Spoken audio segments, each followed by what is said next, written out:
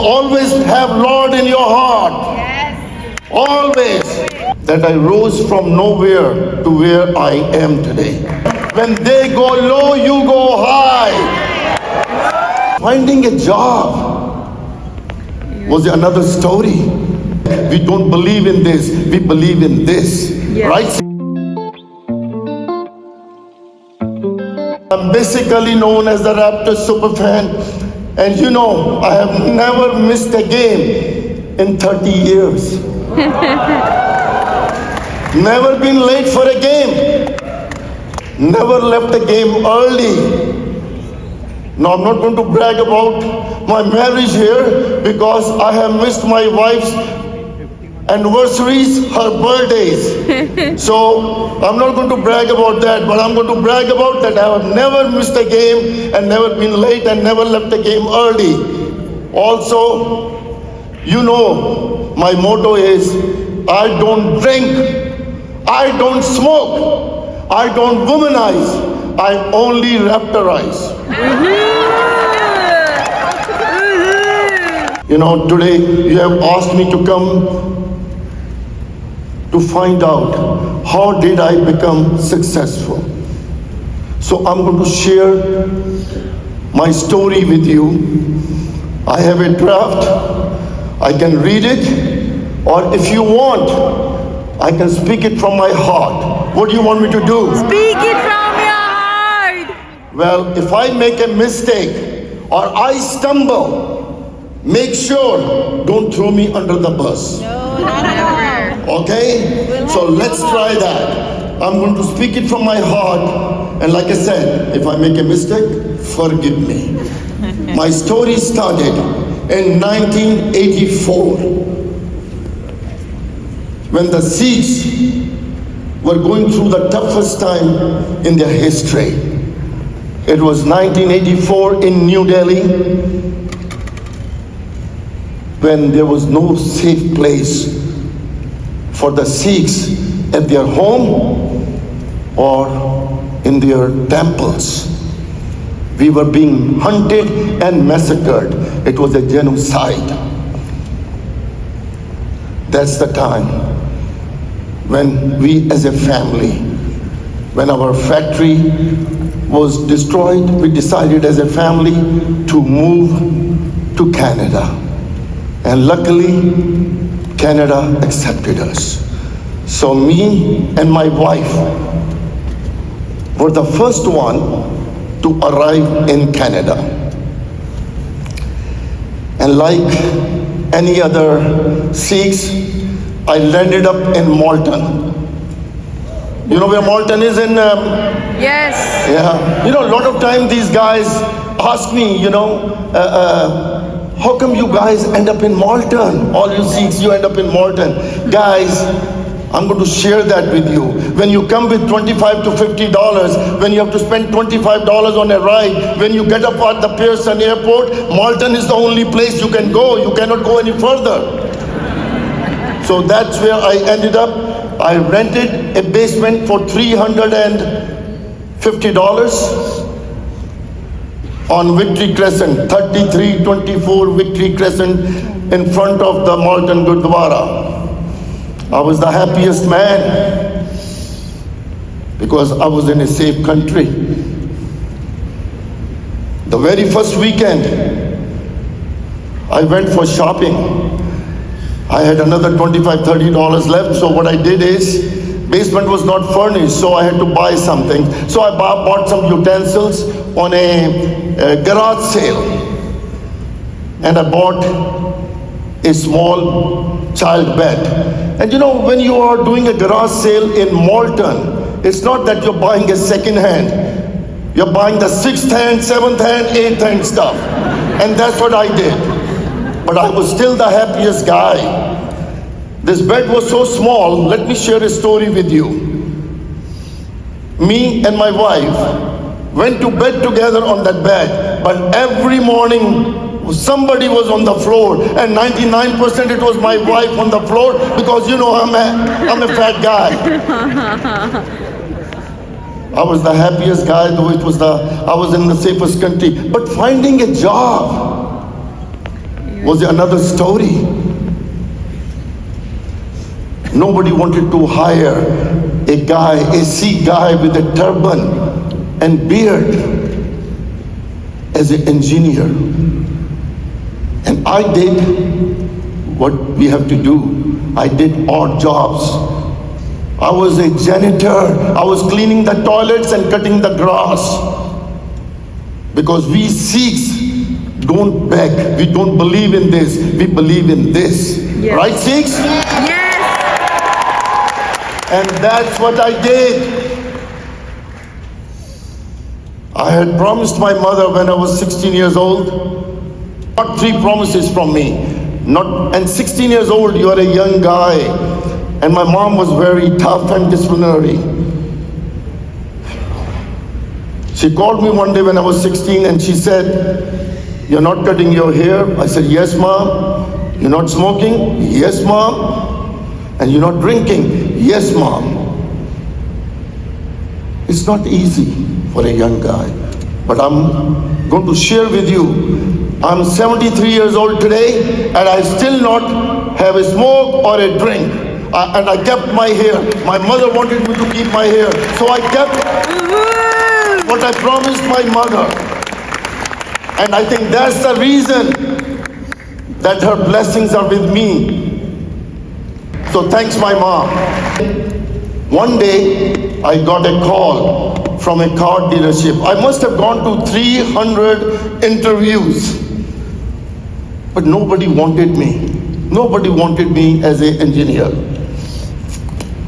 I was still paying my bills by doing the odd jobs, so I was okay. But one day, I had given an interview as a car salesman. There was Rexdale Hyundai. And they called me on a Saturday, like 7 in the morning, 7:30 in the morning. And they said, "If you want the job as a car salesman, you have to be here within an hour." Guys, that was the fastest getting ready and tying the turban on that day. And I was there at 8:30. Yeah, I was there on time. And as I arrived there, something else happens. There were 9 Caucasian salespeople. Everybody started making fun of me, calling me tacky, calling me with a carpet head, calling me with a diaper head. Guys, that was the lowest time in my life in Canada. But on that day, I motivated myself. I prayed to the Almighty. I said, "Give me the strength." I decided, if I have to survive in this society, I have to be better than good. And that's what I did.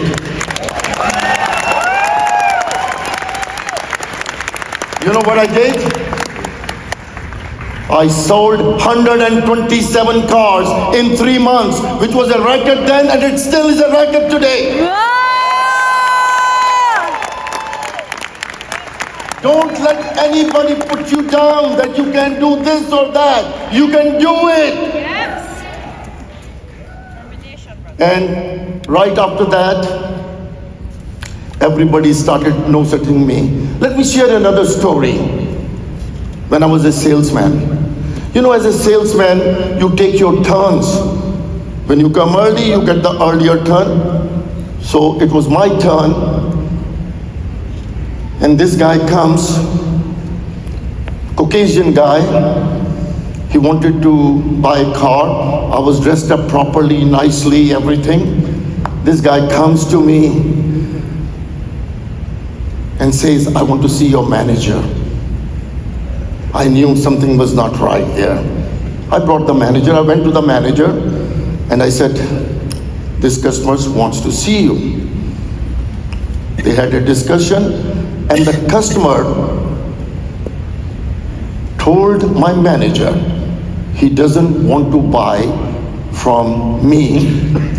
He wants to buy from a normal salesman, as if I was not normal. What the heck? Anyway, I didn't get upset. I told my manager, Okay. I'm okay with it. You give it to the other guy. But I require one thing. I don't need any money out of it. No commissions or anything out of it. And you guys know the commissions, eh? When I say commission, you guys know commission. Right? Yes or no? Yes. Yeah. So I said, I don't need any commission, but I need one thing. I want him to let me deliver the car to him on Friday. So on that day, the other salesman, Brian Canny was his name, we made sure he wasn't there, so the car was ready, and I, went out, bought some English cookies, bought a bow. I spent about $9-10. That was a lot of money in 84, 85. So I did that. The customer comes. I knew he had to pick up the car because it was his 16th birthday for his daughter. And I treated him. I didn't let him feel that I'm any upset or anything like that. I delivered the car. And you know what? This guy sent me a lot of customers afterward. Yes. This is how you treat a customer. When they go low, you go high.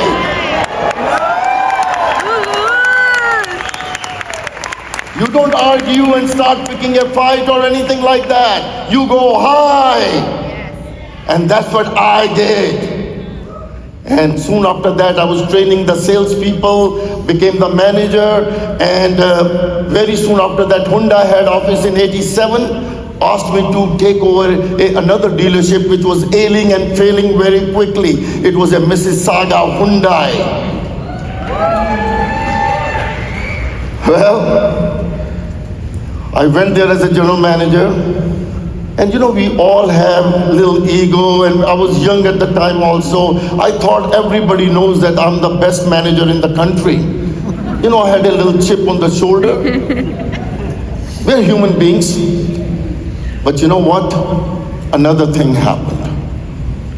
There were 8 out of the 9 salespeople resigned on me. They didn't want to work for a general manager who has a turban and beard. So it was a mess in the dealership, but I took control with God's grace. I brought the team, which was okay with the Sikhs. And very soon, they became the number 1 in Canada. Wow. Mississauga Hyundai became the So guys, never lose. After that, I bought a property in Mississauga, nice, 2,800 square feet home, 2 garage and everything. I was on the top of the world.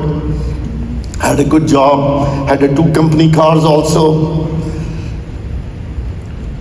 And then the Raptors arrived in 95. And I decided to buy 2 tickets because I could only afford 2. I have 13 now. But I had 2 tickets I bought, and you know what? I said, I'm going to try for a season and see basketball, watch basketball. And guess what, guys? On the very first day, I fell in love with basketball. I think it was quicker to fall in love with the basketball than my wife. I can say that here because my wife is not here, and nobody is going to snitch on me because I'm speaking from the heart. Yeah. What do you say? Yeah. Yes. And one day, the general manager and the vice president, Isaiah Thomas, now a Hall of Famer, called me on the mid-court and gave me a jersey, SUPERFAN 1. And I became the face of the Raptors. This Packy became the face of the Raptor.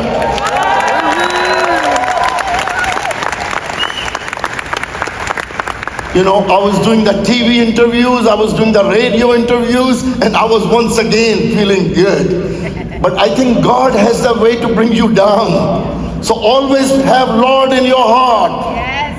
Always. Always. One day, I went to fix my phone to the Bell Mobility.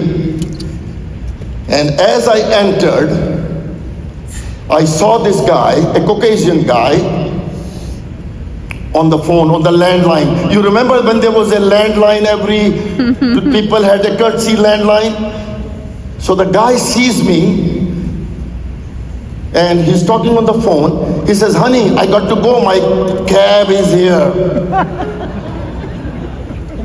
Guys, I was wearing a Versace suit at the time. Versace tie, Versace shoes and everything. I don't know what this guy was thinking about. I believe in my brothers who drive the cabs.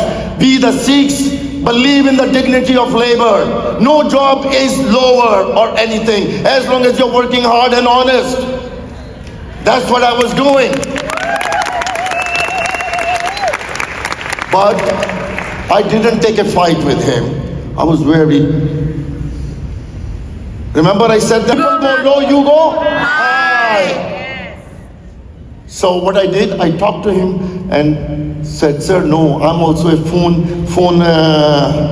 I'm here to fix my phone. So I fixed my phone. But on that day, there was a mark left in my head that we the Sikhs haven't done enough to integrate in the mainstream.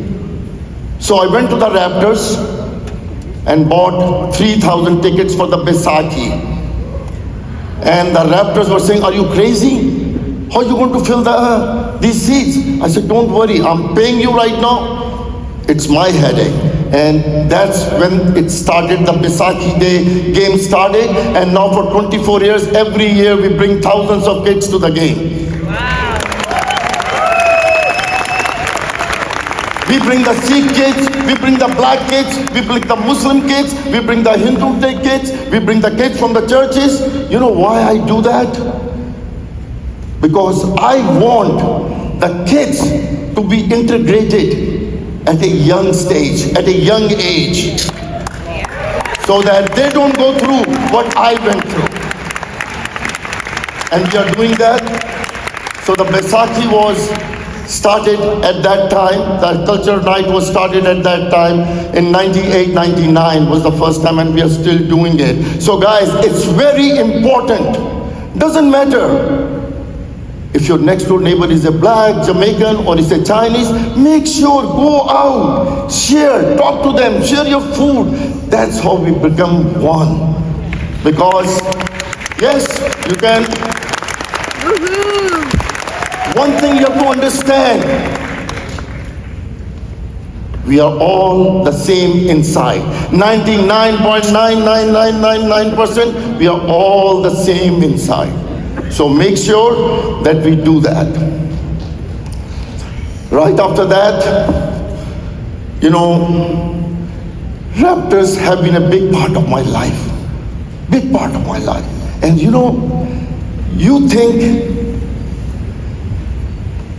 that any time, if I would have argued with any of the things or taken the way the people came low, I didn't argue with them. I wouldn't be standing in front of you if I picked up the fights at the time. So guys, do that. Also, I think you know that once we won the championship, Milwaukee, there was an incident again, in Milwaukee Bucks. There was a fan who wrote, something very negative about me. He wrote that the fat super fan is wearing a underwear on his head. And it went viral. NBA got involved, the players got involved, the coaches got involved. But I tweeted out, I said, one person doesn't decide. And you know what? He was right. 50%. I am fat, but I'm not wearing an underwear. But I did. Afterwards, he called me and asked me for forgiveness. I told him, I'll forgive you only on one condition. If you have a dinner with me in Milwaukee with your family. Once again, the moral of the story is when somebody goes low, you go high. Hi. He is the biggest promoter of the Sikhs now in Milwaukee. What a change. Yes, he deserves that. You know, I have no right to have the Raptors Players Championship. First time in the history of any sports, someone was given a Players Championship ring. Also, first time in the history of any sports, they installed me in the Hall of Fame. So, guys, if what I'm trying to tell you is, if I would have argued or picked a fight or tried to correct the other person, would I be standing in front of you? No. So guys, make sure we are blessed to be in the best country in the world, Canada. Give a big hand for Canada.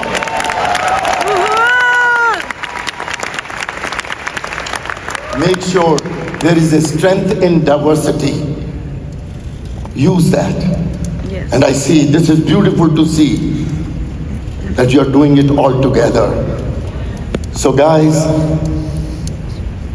what is the secret of me being successful? There's no rocket science. Be kind. You work hard, you work honest, and you treat people With like you want to be kindness. treated yourself. Thank you.